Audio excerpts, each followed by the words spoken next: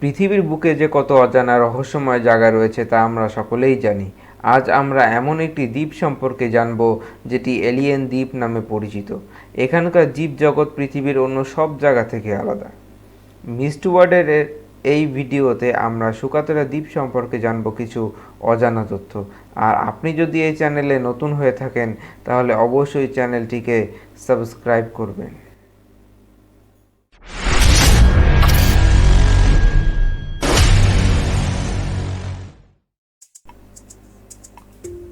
সুকাতরা দ্বীপ জেরিক ঝোপঝাড় একটি স্থলজ ইকোরিজিয়ন যা সুকাতরা বৃহৎ দ্বীপ এবং সুকাতরা দ্বীপপুঞ্জ গঠনকারী বেশ কয়েকটি ছোট দ্বীপকে কভার করে। দ্বীপপুঞ্জ হল পশ্চিম ভারত মহাসাগর, হর্ন অফ আফ্রিকার পূর্বে এবং আরব উপদ্বীপের দক্ষিণে। রাজনৈতিকভাবে দ্বীপপুঞ্জটি ইয়েমেনের অংশ এবং ইয়েমেনি মূল ভূখণ্ডের দক্ষিণে অবস্থিত। সুকাতরা একটি অন্যান্য বৈচিত্র্যময় বাস্তুতন্ত্র রয়েছে। দ্বীপপুঞ্জে প্রচুর সংখ্যক স্থানীয় প্রজাতির বাসস্থান, এর উদ্ভিদ জীবনের এক তৃতীয়াংশ পর্যন্ত স্থানীয়।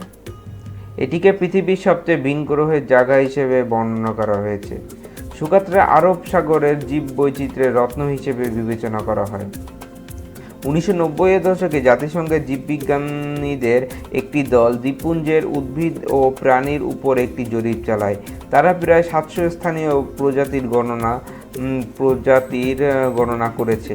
পৃথিবীতে আর কোথাও পাওয়া যায় না, শুধুমাত্র নিউজিল্যান্ড, হাওয়াই, নিউ ক্যালিডোনিয়া এবং গ্যালাপাগোস দ্বীপপুঞ্জের আরও চিত্তাকর্ষক সংখ্যা রয়েছে। 2008 সালে সুকাতরা একটি ইউনেস্কো ওয়ার্ল্ড হেরিটেজ সাইট হিসেবে স্বীকৃত হয়। ইকোরিজিয়ন মানুষের কর্মকাণ্ড থেকে ক্রমবর্ধমান ঝুঁকির মধ্যে রয়েছে। WWF সুকাতরা দ্বীপপুঞ্জের সংরক্ষণের অবস্থাকে সমালোচনামূলক হিসেবে বর্ণনা করে। সুকাতরা হল সুকাতরা দ্বীপপুঞ্জের পূর্বতম দ্বীপ এবং দ্বীপপুঞ্জের প্রায় 95% ভূমি গঠিত। দ্বীপটির দৈর্ঘ্য 132 কিলোমিটার এবং প্রস্থ 49.7 কিলোমিটার। সুকাতরা সোমালিয়ার উপকূল থেকে প্রায় 240 কিলোমিটার পূর্বে এবং আরব উপদ্বীপের 380 কিলোমিটার দক্ষিণে অবস্থিত। একটি উপকূলীয় সমভূমি 5 কিলোমিটার চওড়া পর্যন্ত সুকাতরা বেশিরভাগ চারপাশে বিস্তৃত। উপকূলীয় সমভূমির মাটি বেশিরভাগই পাথর এবং মোটা বালি পলিমাটি। দ্বীপের দক্ষিণ তীরে নোগেট সমভূমিতে বালির টিলা রয়েছে। দ্বীপের কেন্দ্র একটি মালভূমি, উচ্চতা 300 থেকে 700 মিটার, যা বেশিরভাগ ক্রিয়েটেসিয়াস চুনাপাথর দিয়ে গঠিত। উচ্চতার পশ্চিম সুকাতরা হাজির পর্বতমালা প্রি-ক্যাম্বিয়ান গ্রানাইট এবং রূপান্তরিত শিলা দ্বারা গঠিত এবং এতে দ্বীপের সর্বোচ্চ বিন্দু 1519 মিটার মাসানিক অন্তর্ভুক্ত রয়েছে। দ্বীপপুঞ্জের অন্যান্য দ্বীপগুলি হল সামহা এবং দার শাহ, যা ব্রাদার্স নামে পরিচিত, এবং আবল আল কুরি। আবল আল কুরি আফ্রিকার মূল ভূখণ্ডের সবচেয়ে কাছে, মাত্র 90 কিলোমিটার দূরে। রাজনৈতিকভাবে সুকাতরা এবং অন্যান্য দ্বীপগুলির বেশিরভাগই ইয়েমেনের অংশ এবং সুকাতরা গভর্নরেট গঠন করে। আবদ আল কুরি সোমালিয়ার পুন্টল্যান্ড অঞ্চলের অংশ। ভৌগোলিকভাবে সুকাতরা এবং এর বাকি দ্বীপপুঞ্জ আফ্রিকার অংশ। হর্ন অফ আফ্রিকার একটি ভূতাত্ত্বিক এবং জৈব ভৌগোলিক সম্প্রসারণ। ইকোরিজিয়নের জলবায়ু গ্রীষ্মমণ্ডলীয় এবং বেশিরভাগই শুষ্ক। এটি ভারত মহাসাগরের মৌসুমী বায়ু দ্বারা প্রভাবিত হয়। এপ্রিল থেকে অক্টোবর দক্ষিণ পশ্চিম বর্ষা আফ্রিকার হর্ন থেকে গরম শুষ্ক বাতাস নিয়ে আসে। উত্তর পূর্ব বর্ষা শীতের মাসগুলিতে নভেম্বর থেকে মার্চ পর্যন্ত আসে এবং কম তাপমাত্রা এবং বেশি আর্দ্রতা নিয়ে আসে।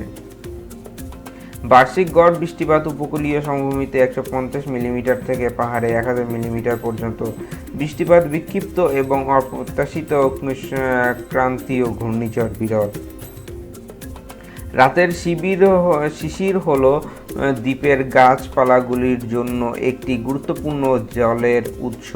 পর্বতগুলি আর্দ্রতা বহনকারী বাতাসকে বাধা দেয়, যা আরও মেঘ, কুয়াশা এবং অরোগ্রাফিক বৃষ্টিপাত সৃষ্টি করে। পাহাড় ও নিম্নভূমির চেয়ে শীতল। ছোট পাহাড়ি স্রোত জলজ বাসস্থান বজায় রাখে এবং শীতল এবং আর্দ্র শীতের মাসগুলিতে এবং উচ্চ বৃষ্টিপাতের সময় নিম্নভূমির মধ্য দিয়ে প্রভাবিত হতে পারে।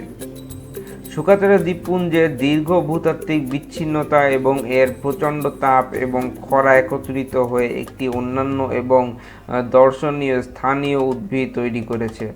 রয়্যাল বোটানিক গার্ডেন এডিনবার্গের অংশ centre for middle eastern plants দ্বারা পরিচালিত বোটানিক্যাল ফিল্ড জরিপগুলি ইঙ্গিত করে যে সোকোত্রা 837 ভাগ উদ্ভিদ প্রজাতির মধ্যে 360টি স্থানীয়, অর্থাৎ তারা পৃথিবীতে আর কোথাও পাওয়া যায় না। উন্মুক্ত পর্ণমোচী ঝোপঝাড়গুলি হল উপকূলীয় সমভূমি এবং নিম্ন চুনা পাথরের পাদদেশে প্রাথমিক গাছপালা। অনেক গাছপালা শুষ্ক গ্রীষ্মের মাসগুলিতে তাদের পাতা হারায় এবং রসালো গাছ যা পাতা এবং কাণ্ডের জড় সঞ্চয় করে। আধা পর্ণমোচী ঝোপঝাড় এবং নিচু গাছের মালত্ব চুনাথের ভূমি এবং উপস্থিত পর্বতের নিম্ন ঢালে দেখা যায়। প্রধান গুল্ম থাইরোসিফ্লোরা বক্সাস হিল ডে ব্রান্ডি কালফালিয়া ওবোভাটা এবং ক্রোটন এসপিপি। আলনের ব্লাডটি একটি অদ্ভুত সুদর্শন ছাতার আকৃতির গাছ। অন্যান্য উচ্চ পর্বতীয় উদ্ভিদ সম্প্রদায়ের মধ্যে রয়েছে হাইপেরিকাম দ্বারা আধিপত্যযুক্ত নিম্ন ঝোপভূমি, নৃতাত্ত্বিক চারণভূমি এবং লাইকেন এবং নিম্ন কুশন গাছের শিলা গাছ। ড্রাগনের ব্লাডটি হল সোকোত্রার উদ্ভিদের মধ্যে সবচেয়ে আকর্ষণীয়। এই লাল রসকে প্রাচীনকালে ড্রাগনের রক্ত বলে মনে করা হতো, যাকে রঞ্জক হিসেবে ব্যবহার করা হতো এবং আজ রং ও বার্নিশ হিসেবে ব্যবহৃত হয়। সোকোত্রার বিভিন্ন স্থানীয় আলো ঐতিহাসিকভাবে ঔষধ এবং প্রসাধনীর জন্য গুরুত্বপূর্ণ ছিল। দ্বীপের প্রাণী জগতে বেশ কিছু স্থানীয় প্রজাতি রয়েছে।